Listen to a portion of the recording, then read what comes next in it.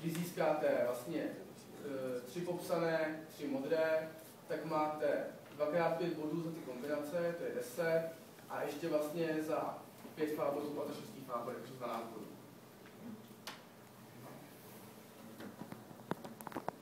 A potom nám teda zbývají pláně, což pláně jsou v podstatě, je jich tam nejvíc, kteří se získávají nejsnadněji. A proto je jich potřeba 10 k jednobodové kombinaci. A vlastně se platí za každou další plán, je další jeden bod.